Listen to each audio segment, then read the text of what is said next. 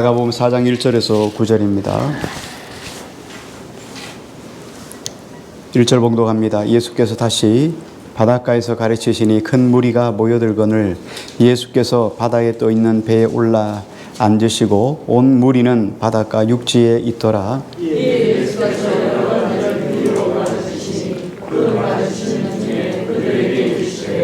들으라. 씨를 뿌리는 자가 뿌리로 나가서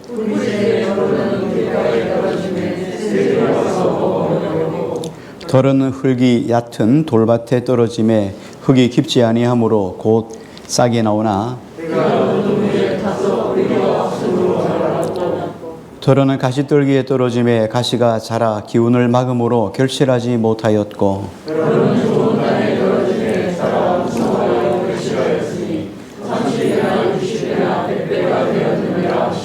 같이요. 또 이르시되 들을 귀 있는 자는 들으라 하시니라. 아멘.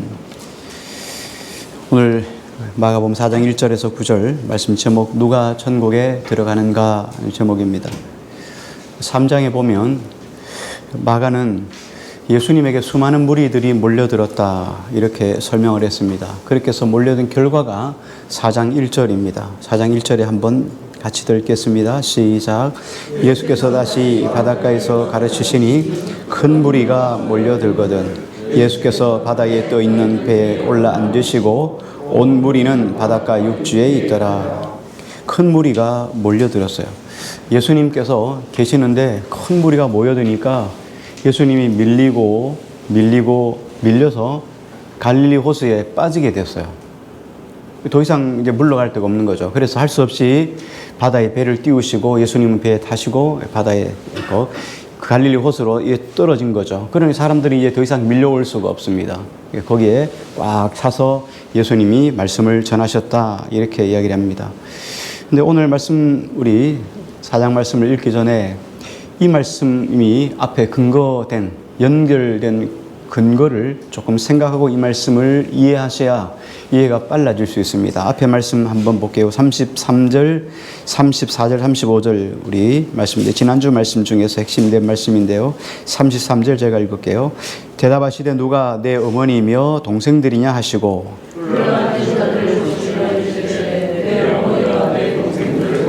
같이요. 누구든지 하나님의 뜻대로 행하는 자가 내 형제요 자매요 어머니니라. 아멘. 예수님이 이렇게 물으셨죠. 누가 내 모친이며 내 동생들이냐? 누가 내 가족이냐? 이렇게 말씀하셨을 때 예수님이 또 거기에 대한 답을 말씀해 주셨어요. 누구든지 하나님의 뜻대로 행하는 자가 내 형제요 자매요 모친이니라.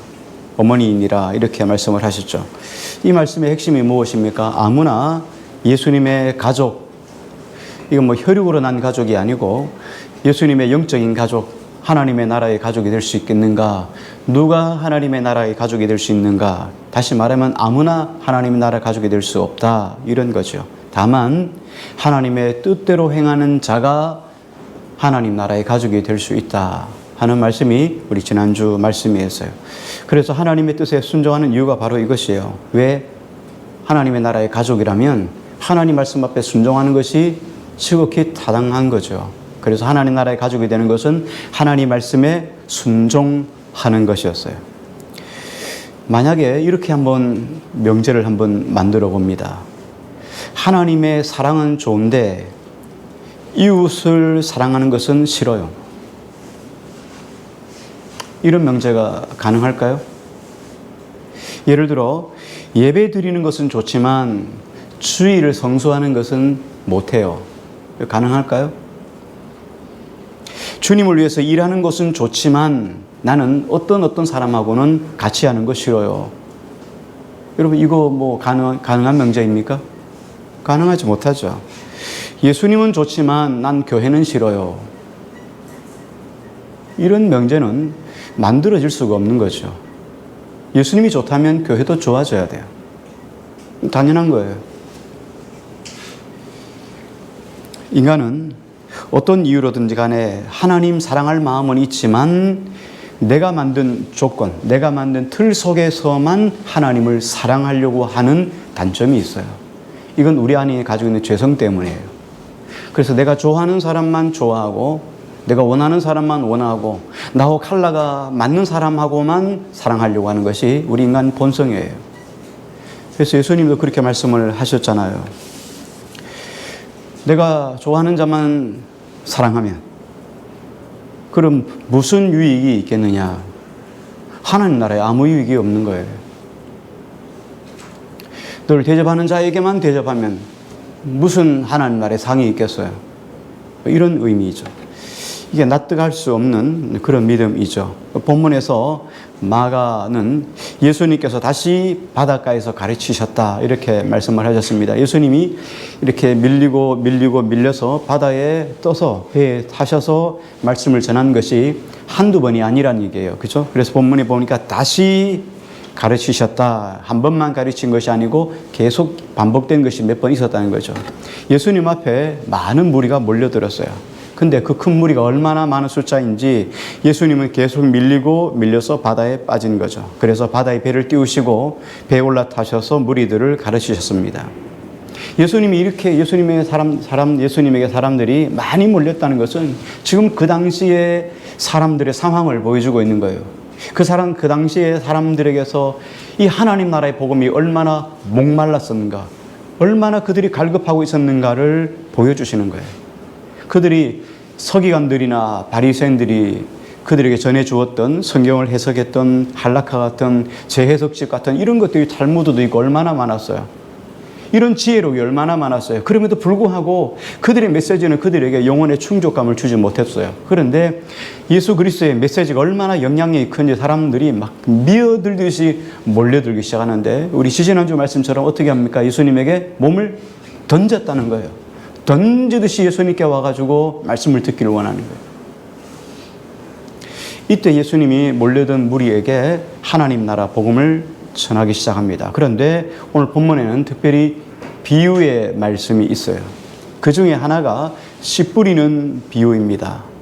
예수님이 3장 마지막에 아무나 나의 가족이 아니다. 하나님의 뜻대로 행하는 자가 내 자매요, 내 모친이요, 내 어머니요, 내 형제다. 이렇게 말씀을 하셨어요. 이처럼 수많은 사람들이 예수님께 몰려옵니다. 그리고 예수님을 애워싸고 있습니다. 그리고 4장 3절로 오늘 본문이 넘어갔어요. 4장 3절 한번 같이 읽을까요? 3절입니다. 시작. 들으라. 우리 성경에는 들으라 이렇게 말씀을 하고 있는데 원문에는 헬라어에는 두 개의 명령형 동사가 동시에 연결되어 있어요. 이 두 가지를 하나로 들으라 라고 이렇게 말씀하셨는데 실상은 여기 헬라어에는 이렇게 나왔어요. 아쿠어 이두 이렇게 말하고 있어요. 아쿠어는 들으라는 말이고 이두는 보라라는 말이에요. 보라, 들으라 이 말이에요. 이 말은 우리 앞뒤 정황을 다 포함해서 직역을 하면 이런 뜻이에요. 뒤에 말이 나오는데 그 말에 주목해서 들으라. 주목해서 들으라. 다시 말하면 이전에 예수님께서 말씀하신 것에 대해서 사람들이 잘 이해를 못했다는 거예요. 내가 요번에 이제 이야기하는 이 말, 뒤에 나오는 말을 주목해서 들으라는 거예요. 집중해서 들으라. 이런 의미를 가지고 있어요.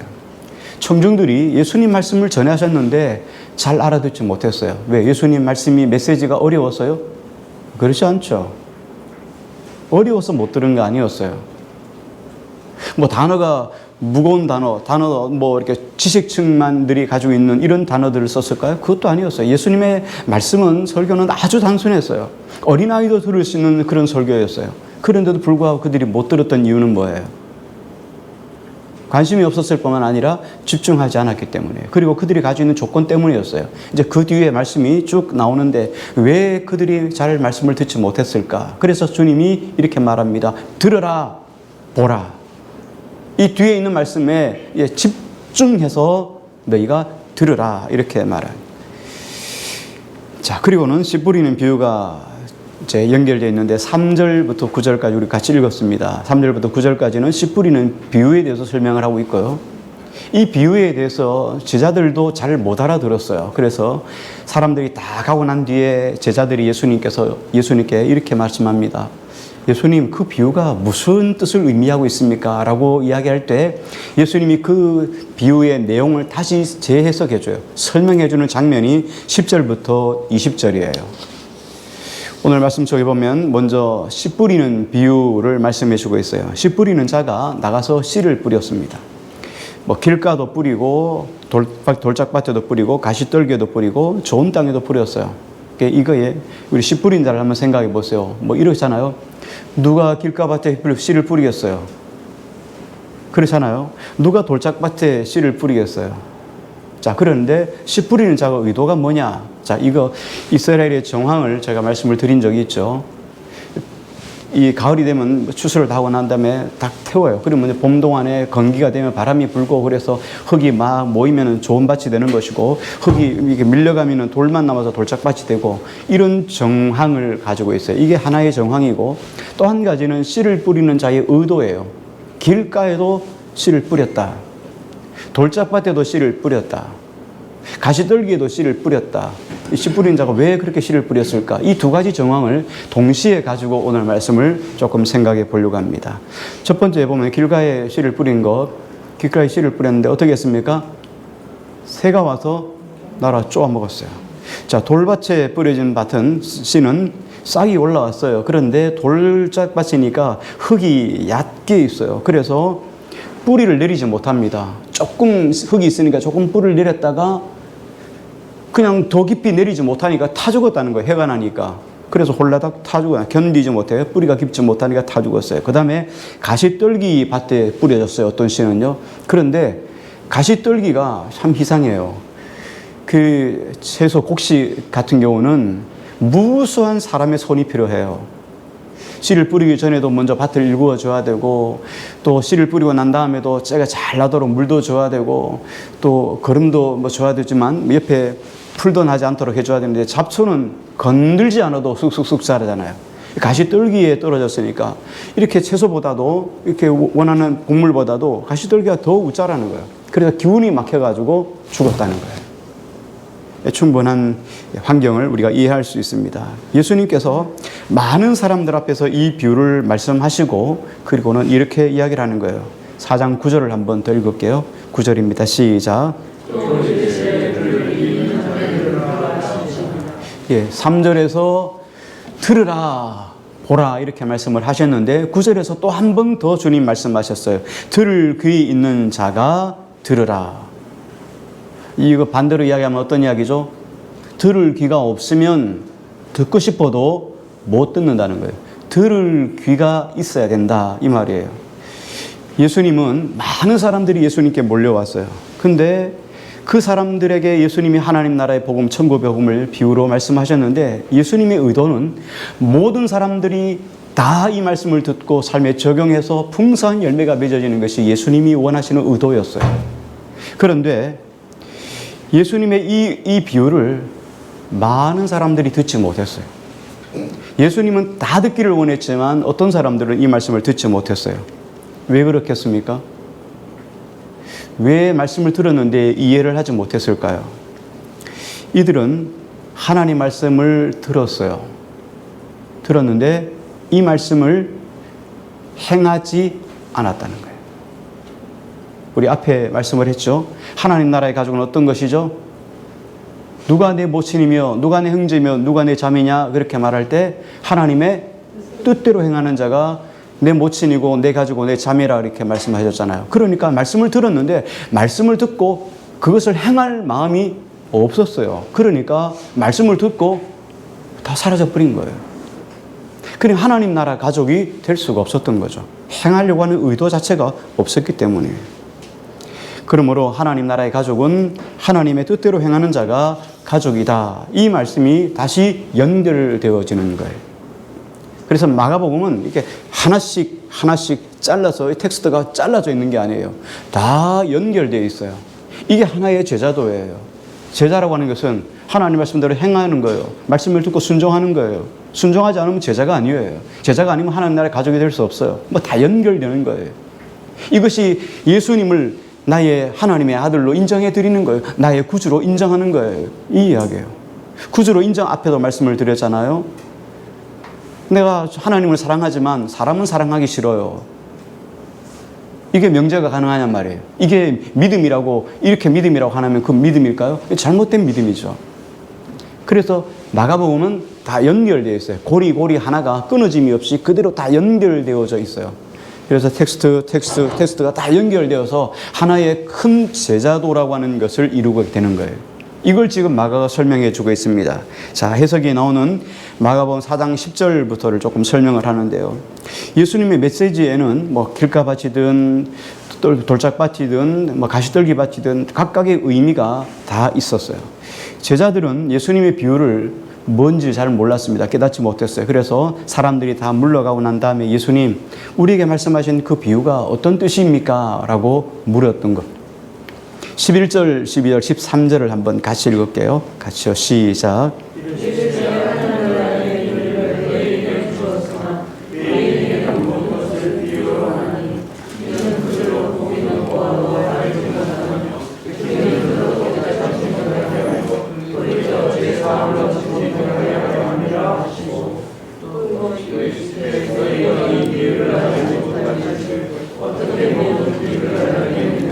아멘.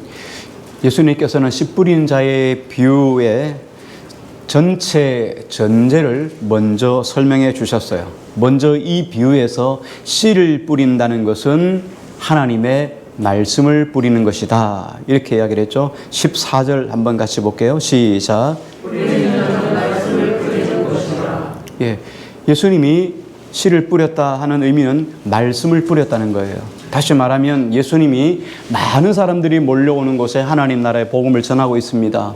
이렇게 예수님 말씀하시는 것을 성경은 씨 뿌리는 것이라고 이야기할 수 있고요. 그리고 장차 앞으로 제자들이 나가서 하나님 나라의 복음, 예수 그리스도가 일러주신 말씀을 또 세상 사람들에게 전하는 그것이 또 씨 뿌리는 것일 수 있습니다. 그리고 오늘 저와 여러분들이 하나님 말씀을 듣는 것도 똑같이 씨 뿌리는 거예요. 씨가 여러분 심령에 지금 떨어지고 있어요. 지금 계속 떨어지고 있는 거예요.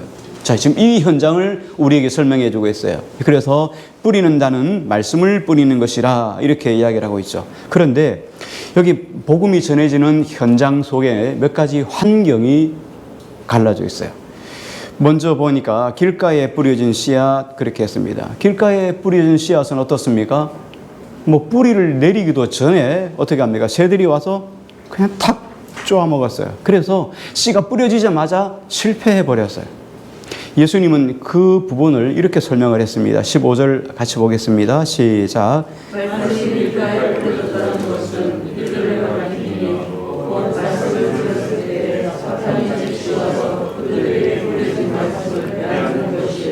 예, 하나님 말씀을 듣고 있는데 뭐 생각할 겨를도 없어요. 하나님 말씀을 통해서 저것이 내 삶에 어떻게 적용이 돼야 될까? 뭐 생각할 겨를도 없이 그냥 말씀이 왔는데 한순간에 없어져 버렸어요. 그냥 말씀이 떨어지기 무섭게 사라져 버렸어요. 마치 비누 거품에 비누방울을 날리듯이 훅 하고 나면 펑 터지면 뭐 흔적이 없는 것과 똑같은 거예요. 설교를 듣는 자리에서 말씀이 사라졌는지 아니면 말씀을 듣긴 들었는데 밖에 나가자마자 어디로 교회 밖을 나가자마자 어디로 사라져 버렸는지 어쨌든 하나님 말씀을 듣기는 들었어요. 듣기는 들었는데 영향력이 하나도 없다는 거예요. 뭘 들었는지 몰라요. 한 수요일 중간에 여러분 그럴 거예요. 뭐 대부분 하나님 말씀을 듣고 나서 한국 교회가 리서치를 했어요.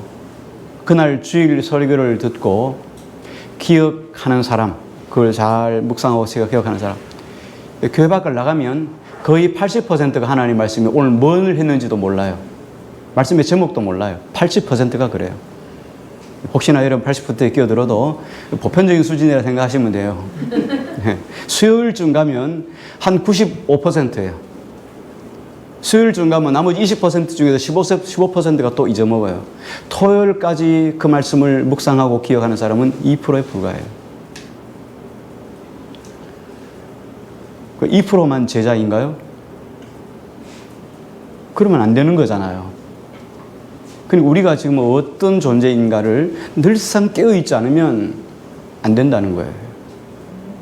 지금 여기 길가밭에 떨어졌는데 그냥 뭐 어쨌든 말씀을 듣는 이 순간 이 자리에서 사단이 쪼아 먹었는지 뭐 새가 쪼아 먹었는지 아니면 밖에 나가다가 뭐 이렇게 차 빼다가 뭐 잊어먹었는지 뭐 좌우지가 모르겠어요. 어쨌든 말씀이 어디론지 다 사라져 버렸다는 거예요. 근데 예수님은 이걸 뭐라고 말씀하셨냐면 사탄의 방해라고 이렇게 이야기를 했어요. 여기 말씀을 하죠. 15절에 보니까 곧 말씀을 들을 때 누가 왔어요? 15절에 누가 왔다 그랬습니까? 사탄이 즉시 와서 그랬어요. 사탄이 왔다는 거예요.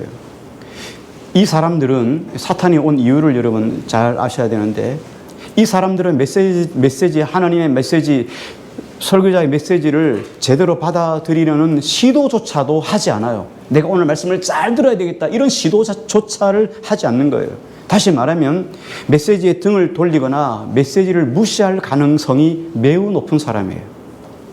안 들으려고 작정했다는 거예요. 그렇지 하지 않고는 말씀이 어떻게 안 들어올 수가 있겠어요. 나는 말씀 안 들을 거야 하고 무시하려고 작정한 거예요. 누굽니까? 서기관들, 바리새인들이에요. 지금 예수님이 모인 자리에 와서 말씀을 들으려고 하는 시도조차 하지 않아요. 그러니까 뭔 말을 하는지 알지 못하는 거예요. 예수님께서 이 땅에 오셨을 때 사탄이 하나님을 반역해서 이 땅으로 쫓겨나죠. 이 땅으로 쫓겨났을 때 하나님과 우리 사이에 권세와 정사와 하늘의 공중 권세를 누가 잡고 있습니까? 사탄이 잡고 있어요. 그런데 계속 선지자들을 보내셨어요. 그리고 예수님이 오셨어요. 누가 제일 싫어할까요? 사탄이 제일 싫어해요. 그러니까 예수님을 죽이려고 계속 여러 번 시도를 했잖아요. 예수님이 오셔서 뭐 어떡합니까? 사단의 머리를 박살내는 거죠. 이게 제일 싫어요. 우리가 세상의 관점이나 세상의 가치관을 가지고 살아가다가 그렇게 지옥 가는 존재였어요. 그런데 예수님이 오셔서 우리에게 복음을 주시고 예수님의 복음을 우리가 받아들임으로 천국으로 옮겨졌어요. 그걸 누가 싫어하겠어요? 사탄이 제일 싫어하죠. 그게 교회 못 나오게 하는 거예요. 말씀을 듣고 자꾸 잊어먹게 하는 거예요. 변화되지 못하게 하는 거예요. 성숙하지 못하게 하는 거예요. 성장하지 못하게 하는 거예요. 옛날 20년, 30년, 40년, 50년 전에 가지고 있던 그 은혜 가지고 평생을 살도록 울고 먹고 그렇게 살도록 하는 거예요. 변화가 전혀 없이 그 가치관 가지고 살도록 만드는 거예요. 누가요? 사탄이에요. 사탄이 얼마나 교묘한지 몰라요. 그래서 예수님이 이 땅에 와서 하나님 나라의 복음을 증거하는 그 자체가 사단에 대한 도전이고 사단은 끊임없이 계속해서 도전과 응전이 계속 이루어지는 거예요. 그러니까 여러분이 변화되는 거 누가 싫어해요? 사탄이 제일 싫어해요. 여러분이 복음대로 사는 거, 말씀대로 행하는 거 누가 제일 기뻐요? 하나님 제일 기뻐요. 반대로 누가 제일 싫어요? 사탄이 제일 싫어요. 그러니까 못하게 방해하는 거예요. 못하게 하는 거예요. 말씀대로 행하는 거 사탄이 정말 싫어해요. 지금 그 이야기를 하는 거예요. 그러므로 사탄이 끊임없이 권세에 대해서 저항을 하게 되죠. 이게 하나님 나라가 선포되는 그 현장 속에는 반드시 이런 사탄의 저항이 있어요. 이 저항이 없다고 생각하면 안 돼요. 여러분 은혜 받으려고 하면 꼭 은혜 받지 못하도록 여러분 넘어지게 하는 것들이 있어요. 그럴 때 늘상 뭘 생각해요? 사탄이다. 사람이라 생각하면 안 돼요. 그 사람을 움직이는 것이 누구예요? 사탄이에요. 사람은 선하게도 쓰임될 수 있지만 악하게도 쓰임받을 수 있어요. 우리가 어떤 존재예요? 악하게 쓰임받을 수 있어요. 선하게 쓰임받을 수 있어요. 다만 선하게 쓰임받기를 소망하며 살아가지만 악한 영역에서 악하게 쓰임받을 수 있다는 것을 염두에 둬야 돼요. 내가 하나님 나라를 거스르며 하나님의 귀한 성령의 사역을 방해할 수도 있다는 걸 늘상 묵상하며 사셔야 돼요. 이거 모르니까 지금 어떻게 해요? 사단이 와가지고 말씀을 다 쪼아 먹었는데도 몰라요 지금. 이게 길가밭의 비애예요. 그런데 이상하리만큼 명확한 것은 뭐냐면 은혜 받을 사람은 어떤 환경, 어떤 시간, 어떤 상황, 어떤 조건이 일어나도 은혜를 받아요. 근데 은혜 받지 못하는 사람은 은혜 받지 못하는 이유가 만 가지도 돼요. 그래요. 만 가지도 더 돼요. 희한하죠? 뭐 때문에 은혜 못 받고, 뭐 때문에 안 되고, 뭐 때문에 싫고, 뭐 때문에 안 되고, 안 되는 조건이 그래도 많아요. 그런데 은혜의 사람은 안 되는 조건이 만 가지라도 안 되는 조건은 다 빼버리고 그 중에서 될 조건 한두 가지를 붙잡고 하나님 앞에 나가는 거예요. 이게 될 사람이 되는 거예요. 우리 옛말에도 그런 말이 있죠. 될성 싶은 나무는 떡잎 보고 어떻게 알겠어요? 그렇죠? 어쨌든 은혜 받을 사람은 은혜 받을 마음 자세가 되어 있다는 거예요. 결론으로 보면 은혜 받지 못하는 것은 뭐 누구 손해 볼 일이 아닙니다. 누구만 손해예요? 누구만 손해죠? 나만 손해예요.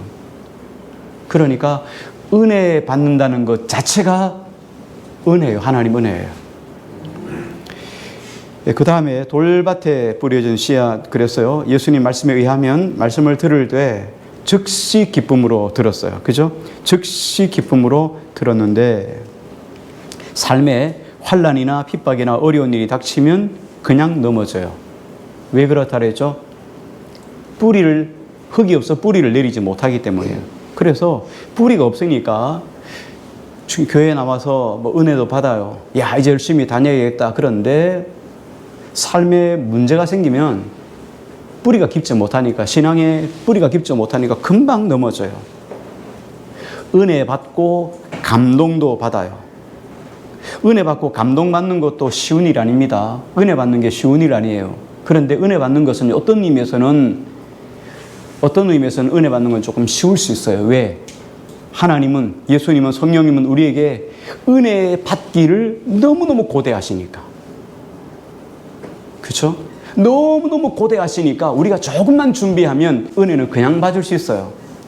어려운 거, 진짜 어려운 건 뭐냐? 받은 은혜를 유지하는 건 어려워요.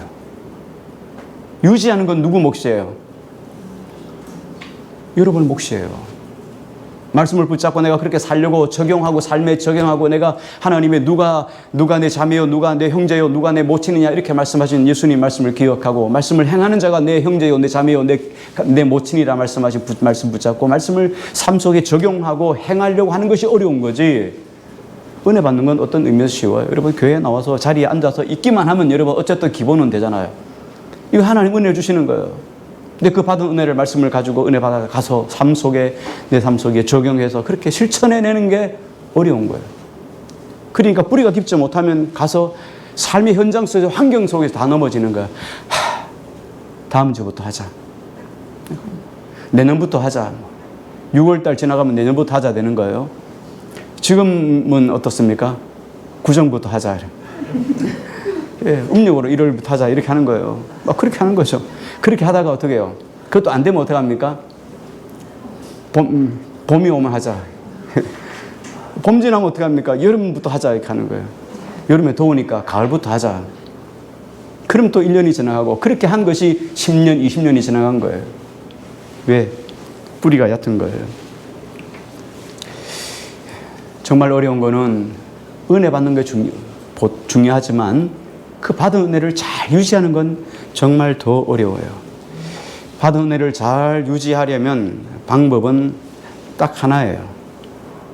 깨달은 은혜, 받은 바 은혜를 삶에 실천하는 거예요. 적용하지 않으면 다 잊어먹습니다. 여러분 설교 말씀 아까 이야기를 했죠. 교회 밖에 나가면 80%가 다 잊어먹는다 그랬죠. 나머지 20%는 삶에 적용하려고 처음엔 그래도 몸부림치는 사람이에요. 적용하려고 이 말씀을 내가 오늘 적용해야지. 이렇게 하는 거 정말 중요해요.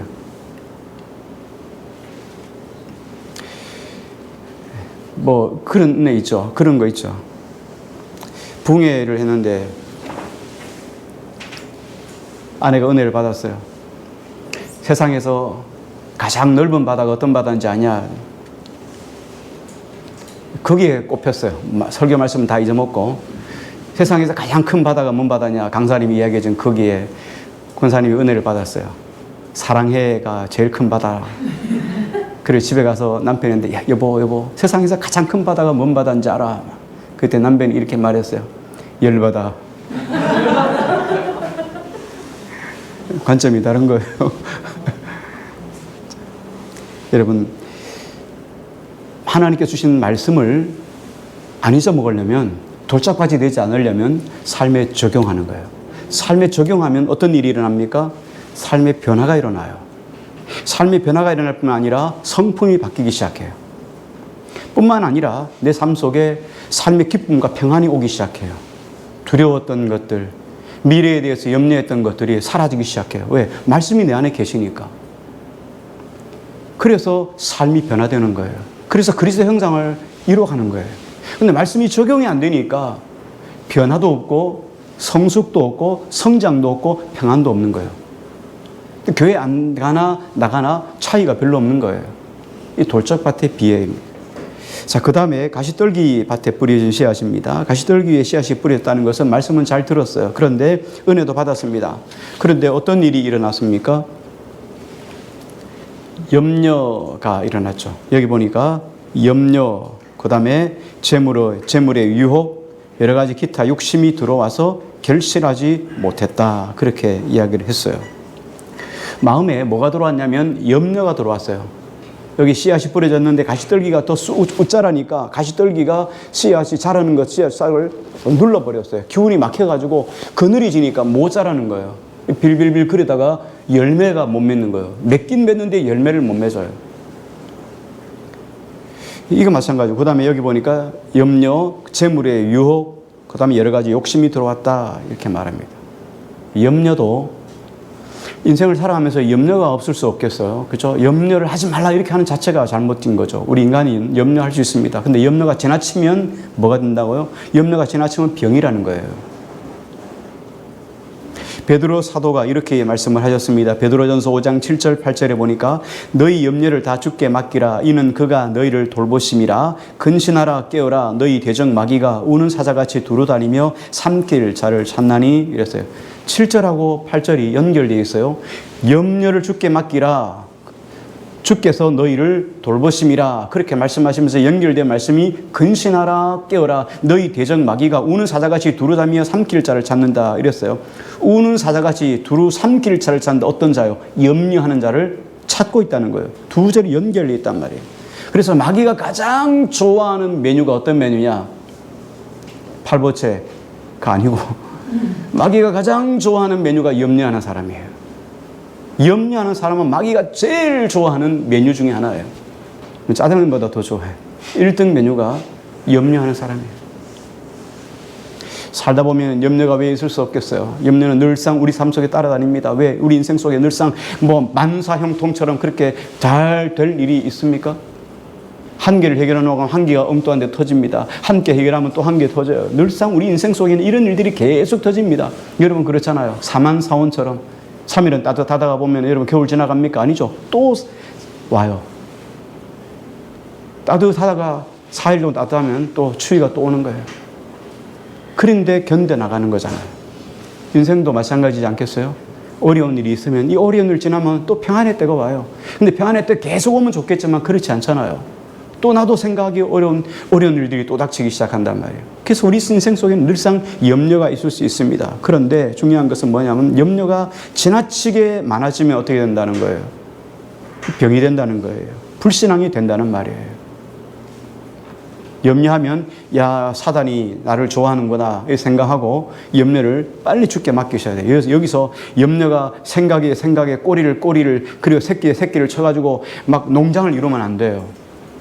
그럼 여러분 못 빠져나와요. 여러분 다 죽는 거예요. 여기에서 새끼를 베기 전에 잘라버려야 돼요. 염려 들어오면 싹을 잘라버려야 돼요. 그땐 여러분 찬송하십시오. 안 되면 여러분 성경을 소리내서 읽으셔야 돼요. 시편부터 읽으시든지 하여간 소리나게 읽으세요. 그냥 묵상하는 거예요. 묵상이란 말은 우리가 침묵하다는 뜻이 묵상이 아니고 읊조리는 거예요. 여호와는 나의 목자시니 내가 부족함이 없으리로다. 그가 나를 푸른 창을 인도하시며 이렇게 여러분 그냥 소리 내어서 읽는 거예요. 말씀을 읽는 거예요. 아니면 찬양을 틀어놓고 찬양을 따라 하십시오. 그래야 우리 속에서 염려가 떠나가게 되는 거예요. 그 다음에 연결해서 계속 보면 예수님이 가시떨기밭을 설명하시면서 기타 욕심을 덧붙여서 이야기합니다. 말씀이 내 안에 뿌리를 내리고 열매를 맺을 때 욕심도 방해가 된다는 거예요. 인생을 살아가면서 우리가 하고 싶은 거 다 할 수 없습니다. 내가 하고 싶다고 다 할 수 없죠. 갖고 싶다고 다 가질 수 없습니다. 내가 누리고 싶다고 다 누리고 살아갈 수 없잖아요. 바지 두 벌을 동시에 입을 수 없습니다. 그렇잖아요. 한 번에 한 벌만 입을 수가 있어요. 사람들이 저 사람이 저거 한다고 나도 저거 따라하고 저 사람이 이거 따라한다고 이거 한다고 해서 나도 이거 따라하고 그렇게 하면 아무것도 이룰 수가 없다는 거예요. 그래서 욕심은 열매를 없게 만드는 것이 욕심이에요. 내가 남들이 뭘 가지고 있다고 해서 내가 그걸 다 가져야 될 이유가 없습니다. 못 가지는 것도 있을 수 있어요. 주면 감사하지만 없으면 못 가지는 거예요. 그걸 다 가지려고 하면 욕심이 생겨나고, 욕심은 잉태하면 뭐가 됩니까? 욕심이 잉태하면 죄가 되고요. 죄가 좀 커지면 뭐가 됩니까? 예. 그러니까 욕심을 내는 자체가 사망에 이르는 거예요. 우리가 죽는다는 의미가 아닙니다. 영적으로 생각하면 영혼이 죽는다는 얘기예요. 영적인 하나님과 감동, 하나님과 사이 은혜가 사라진다는 거예요. 그래서 욕심이 들어오면 은혜 못 받습니다. 결국 아무것도 이루지 못하는 거죠. 그래서 욕심은 절대로 열매를 만들어내지 못하게 합니다. 그렇기 때문에 자기 욕심대로 사는 사람의 특징이 뭐냐? 하나님 말씀에 절대 순종하지 않습니다. 아니, 순종할 수가 없어요. 왜? 욕심대로 살아가는데. 욕심대로 살아가는 사람의 특징은 순종하지 않아요. 하나님은 그 사람을 통해서 어떤 영광도 받을 수가 없다는 거예요. 그러므로 정과 욕심은 십자가에 못 박으셔야 돼요.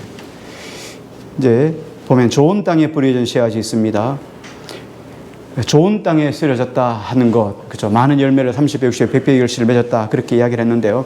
누가복음에 보면 같은 관점을 가지고 쓴 누가의 성경에 보면 누가복음 8장 15절은 이렇게 말씀을 하고 있어요. 좋은 땅에 있다는 것은 착하고 좋은 마음으로 말씀을 듣고 지키어 인내로 결실하는 자니라. 좋은 땅으로 불리는 조건이 세 가지예요. 하나는 착하고 좋은 마음이에요. 두 번째는 말씀을 듣고 지키는 것이에요. 세 번째는 인내하는 것이에요.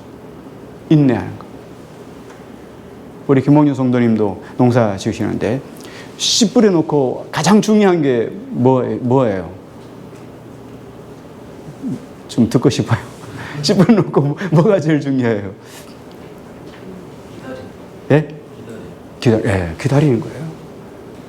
그 다음날 가가지고 한번 쌍이 났나 파보고 다시 묻어놓고 한 일주일쯤 가서 또 파보고 이러면 죽어요. 그죠? 기다리는 거예요. 인내하는 거죠. 하나님께서 말씀을 기도하고 붙잡고 기도한 것은 주님께서 반드시 하나님 때에 들어줄 것을 믿고 기다리는 거예요. 근데 어쨌든 가장 중요한 것은 착하고 좋은 마음, 말씀을 듣고 지키는 것, 세 번째 인내하는 거예요. 인간 농부는 생각해 보십시오. 여기 두 가지 있어요. 씨를 뿌리는 예수님, 하나님과 인간 농부를 한번 생각해 볼게요. 인간 농부는 어떻습니까? 인간 농부는 가장 중요한 건 밭이 중요해요. 그래서 인간 농부는 밭이 중요한지를 알기 때문에 밭을 위해서 기경하죠. 깊이 기경을 하고 거기에 비료도 넣고 여러 가지 넣어서 밭이 잘 기름질도록 옥토밭이 되도록 한 다음에 씨를 뿌립니다. 그렇죠. 그래서 밭을 일구는 것이 농부에서 1순위예요. 그렇죠. 밭도 안 하고 나서 작년에 썼던 그 밭에 다시 씨를 뿌리는 사람은 농사에 1도 모르는 사람이잖아요. 그러면 하나님 농부는 어떻습니까? 하나님 농부는 씨를 뿌리셔요. 아까 정황을 이야기했죠. 원래 정황은 씨를 막 뿌렸어요. 그런데 작년에 좋은 옥토밭이 바람이 날려서 흙이 다 지나가니까 돌짝밭이 된 거잖아요. 이렇게 뿌렸는데 길가에 떨어지기도 하고 이렇게 떨어지는 정황이 있고, 또 한 가지는 어떻다 그랬죠? 주님이 그냥 길가에도 뿌리는 거예요. 주님이 돌짝밭에도 뿌리는 거예요. 우리 안에 염려가 있는 것도 알고 뿌리는 거예요. 욕심이 있는 것도 알고 뿌리는 거예요. 무슨 마음으로요? 길가에 뿌려도 싹이 나기를 기대하는, 열매를 맺기를 기대하는 마음으로 주님이 뿌려주신다는 거예요. 주님의 어떤 심령이 씨를 뿌리고 어떤 심령이 씨를 안 뿌리고 이런 것이 아니라 주님은 우리 모두가 다 열매 맺기를 기대하면서 그 열매를 통해 우리가 풍성한 삶을 살기를 기대하면서 우리에게 씨를 뿌려 주시는 거예요. 오늘도 동일하게 주님이 씨를 뿌려 주시잖아요. 길가밭인지 돌짝밭인지 가시떨기밭인지 우리는 아무도 몰라요. 주님은 아시겠지만 그럼에도 불구하고 주님은 모든 밭에 일정하게 다 씨를 뿌려준다는 거예요. 맺을 수 없는 조건임에도 불구하고 주님은 씨를 뿌리는 기대감을 가지고 씨를 뿌려주시는 거예요. 이 씨 뿌리는 하나님은 차별이 없습니다. 누구도 차별하지 않고 누구에게나 똑같이 간절한 기대와 소망을 가지고 씨를 뿌립니다. 이게 하나님의 농부의 마음이에요. 하나님의 아버지의 마음이에요. 그러면 하나님이 그 마음으로 우리에게 씨를 뿌려 주셨다면 하나님을 기쁘게 하는 것은 누구의 몫입니까? 네, 오늘 나의 몫이에요. 우리의 몫이에요.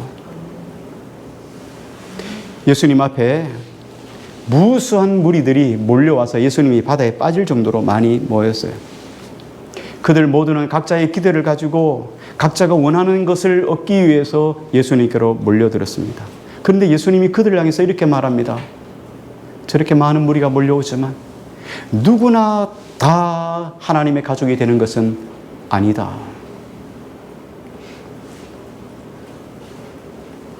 그러면 과연 누가 하나님의 가족이 될 수 있습니까? 오늘 말씀을 적용하면 좋은 땅이 되어서 30배, 60배, 100배의 결실을 맺는 그 사람을 하나님이 기뻐하신다. 비유에는요, 오늘 말씀 속에서 볼 수 있지만 비유에는 양면성을 가지고 있어요. 하나는 뭐냐면 열매를 맺을 수 없는 상황을 우리에게 설명해 주고 있어요. 자, 열매를 못 맺는 경우가 어떤 경우니 하면서 제자들에게 이야기하는 거예요. 뭐 길가밭이 열매 못 맺잖아. 돌짝밭 열매 못 맺잖아. 가시떨기 열매 못 맺잖아. 이런 상황을 이야기하는 거예요. 그럼에도 불구하고 예수님은 또 하나의 비유의 상대성을 우리에게 말씀해 주고 있는 거예요. 그러나 너희가 열매를 맺으면 이런 풍성한 상급이 있다는 거예요. 그 속에서 말씀을 듣고 지켜 행하면, 그리고 인내하여 결실하면 이런 풍성한 삶이 너희에게 있다는 거예요. 하나님 말씀을 듣고 지켜 행하는 삶 속에는 너희 삶 속에 하나님의 큰 기쁨만 있을 뿐만 아니라 너희가 삶의 성숙이 일어나고 성장이 일어나고 내 삶 속에 하나님의 영광과 은혜가 일어나서 내 삶이 변화되어질 뿐만 아니라 하나님께서 이 땅에 주시고 하는 상급이 있고 은혜가 있다는 거예요. 그런 영광의 삶을 누리고 살아가야 되는 것이 이게 예수 믿는 삶이야. 근데 이 삶을 다 잃어버리고 내 삶 속에 적용하지 않고 그렇게 살아가면 교회는 나와서 예수님 믿는 것처럼 보이지만 나는 10년 전에 20년 전에 변함없는 똑같은 딱딱한 화석 같은 굳어버린 이런 심정으로 삶을 살아가는 것이 천국이 아니라는 거예요. 그게 하나님 나라 가족이 아니라는 거예요. 그럼 나는 교회의 목사이니까 난 하나님의 가족인 것처럼 그렇게 확신하고 살아가는 수 있다는 거예요. 새겨 들으셔야 돼요. 목사라고 늘 하나님의 가족이 될 수 없다 이 말이에요. 천국에 못 들어간다 이런 의미가 절대 아닙니다. 우리 다 천국에 다 따놓은 당상이니까 그것 가지고 거론할 수가 없어요. 단지 내 안에 천국, 주님이 나를 다스리는 그 주님의 기쁨과 감격을 누리며 주님 앞에서 늘상 동행하는 이런 감격을 잃어버린 삶을 살아간다는 거예요. 그러면 우리가 어떻게 해야 30배, 60배, 100배 결실을 맺을 수 있습니까? 마태, 마가, 누가는 각각 다른 이야기를 하죠. 어떤 책에는 100배, 60배, 30배 이야기를 하기도 하고 어떤 책엔 30배, 60배, 100배 이야기를 합니다. 30배, 어떤 서에는 아예 100배를 이야기합니다. 이런 열매를 맺으면 100배 열매야. 못 맺어도 60이야. 못 맺어도 30이야. 뭐 이렇게 하잖아요. 어떤 책은 30배. 또 더 성장하면 60배, 또 더 성장하면 100배 이런 결실을 맺어요. 그러면 우리가 어떻게 하면 열매를 많이 맺을 수 있을까요? 어떻게 하면 좋은 밭이 될 수 있을까요? 이게 오늘 우리가 가져야 될 알고 싶은 내용 아니겠습니까? 결론이잖아요. 오늘 이 내용, 어떻게 하면 좋은 밭이 될 것인가? 어떻게 하면 열매를 맺을 수 있을까? 이게 지금 마가가 오늘 우리에게 주시고자 하는 질문이에요. 다시 말하면 마가를 통하여서 예수님이 그 당시에 제자들에게 해주고 싶은 말씀, 그 당시에 몰려드는 많은 사람들에게 들려주셔야 하는 말씀이고 하고 오늘을 살아가는 21세기를 살아가는 우리에게 함께하는 성도들에게 예수님이 마가를 통하여 마가복음을 통해 우리에게 주시는 질문, 메시지이기도 해요. 앞에서 결론을 내렸잖아요. 자, 누가 하나님의 나라의 가족인가? 말씀했잖아요. 이 비유 전체의 핵심은 뭡니까? 누구든지 예수님을 올바르게 인식하고 살아가지 않는다면 열매 맺는 밭이 될 수 없다는 거예요. 그럼 예수님은 우리에게 누구이신가? 오늘 나에게 예수님은 누구이신가? 오늘 여러분에게 예수님은 누구이십니까? 오늘 예수님은 여러분에게 누구이십니까? 하나님의 아들 주님이십니까? 내 주인이십니까? 아니면 액세서리이십니까?